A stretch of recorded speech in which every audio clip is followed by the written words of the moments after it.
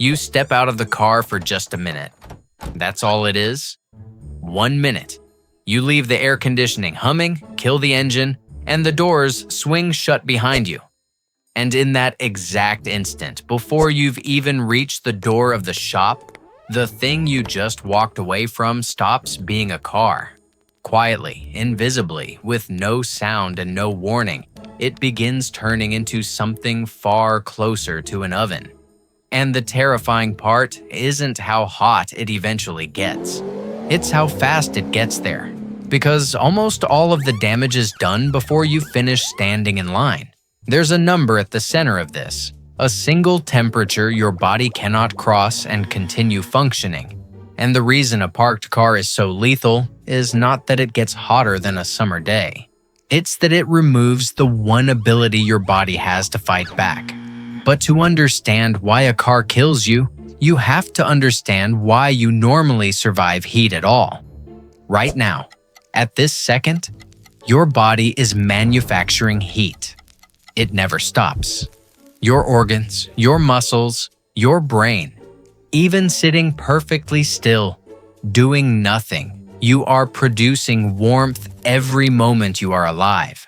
And that heat has to go somewhere, or you would cook yourself from the inside within hours. So your body runs an emergency cooling system constantly in the background. Your blood carries heat outward toward your skin. The vessels there widen to dump it into the air, and sweat rises to the surface, where it evaporates. And evaporation is the real engine of the whole thing.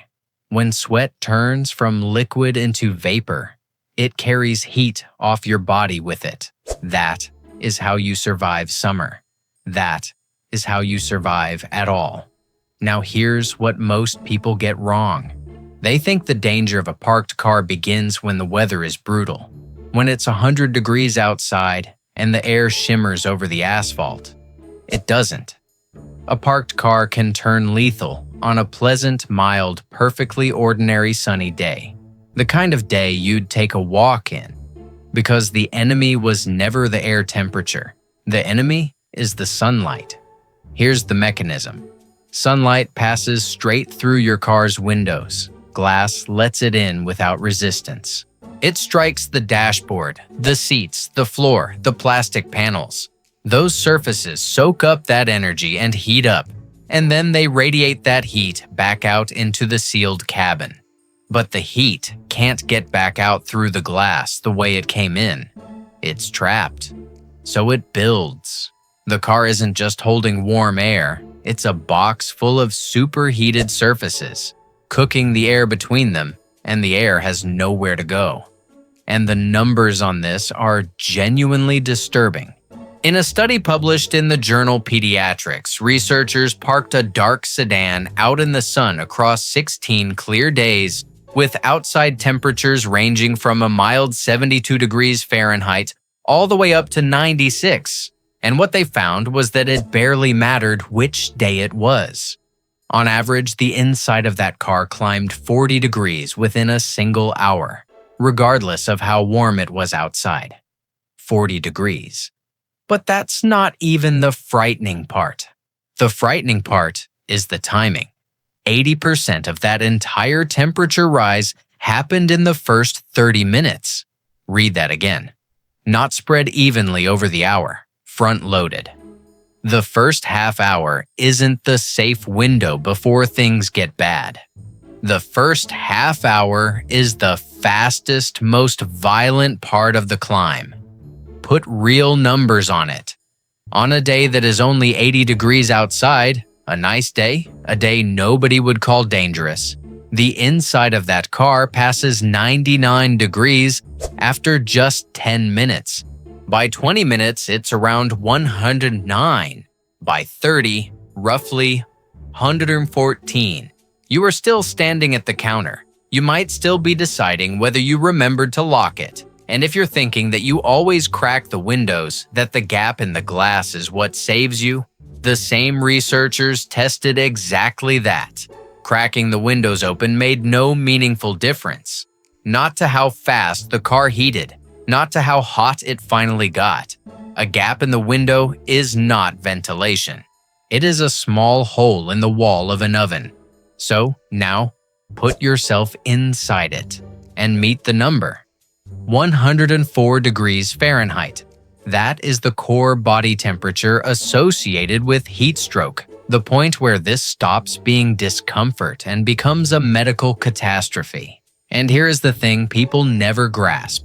Your body does not need to reach the temperature of the car. The car does not have to cook you from the outside. It only has to stop you from cooling down while your body keeps producing heat from within. That's all. Take away your exit and your own metabolism does the killing.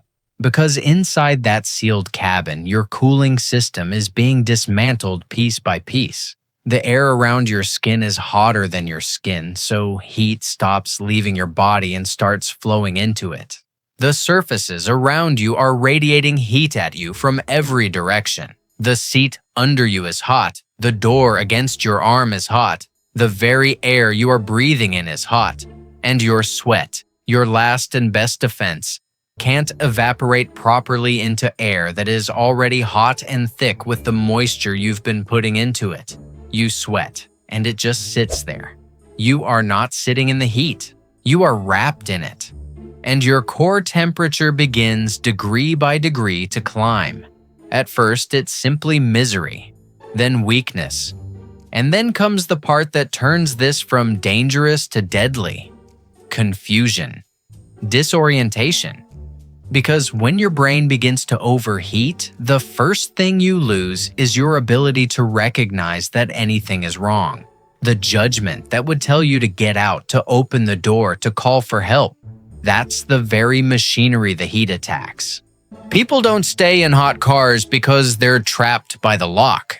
They stay because the heat took away the part of them that knew to leave. And this is why the ones most at risk are the ones with the least ability to fight back. A child's body heats up 3 to 5 times faster than an adult's, and their cooling systems aren't fully developed, which is the cruel arithmetic behind why so many of these deaths involve the youngest people. Dogs are trapped by the same physics from a different angle. They can't sweat across their bodies the way you do, so they rely almost entirely on panting to shed heat. But panting only works if the surrounding air can absorb what they're throwing off. In a sealed, superheated cabin, that air is already saturated. The dog pants harder and harder, and it does nothing at all. Even after the car is empty, the physics doesn't let go. Leave a vehicle in the sun long enough and the cabin air can climb well past 110 degrees, while the surfaces bake far hotter still. A dashboard can reach temperatures capable of burning skin on contact. A metal seatbelt buckle becomes a branding iron. That steering wheel you can't hold on to for more than a second? That's not summer being annoying. That is stored solar energy in the only form your body can perceive it. Pain. So look again at that car sitting out there in the parking lot, in the sun, silent, doors locked, exactly where you left it. It isn't waiting for the weather to turn. It isn't waiting for a heat wave, or for August, or for some threshold outside to be crossed. The sunlight is already coming through the glass. The dashboard is already drinking it in. The air inside is already rising, and it started the second the door clicked shut. The car isn't heating up because the day is hot.